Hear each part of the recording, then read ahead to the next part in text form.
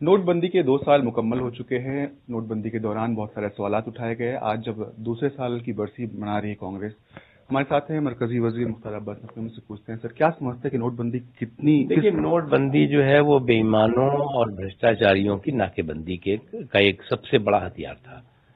और नोटबंदी जो है उसके बाद देश की अर्थव्यवस्था मजबूत हुई है।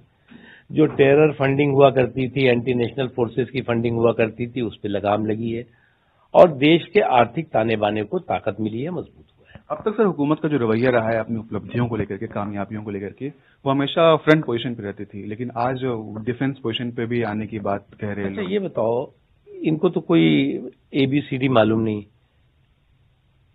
5 राज्यों में चुनाव हो रहे हैं।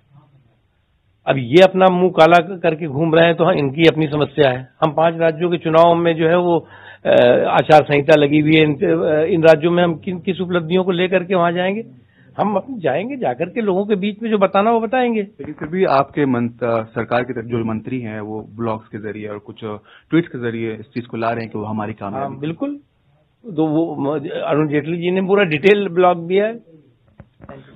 ये थे मरकजी वजीर जिन्होंने कहा कि नोटबंदी उनकी नाकामी नहीं बल्कि कामयाबी थी।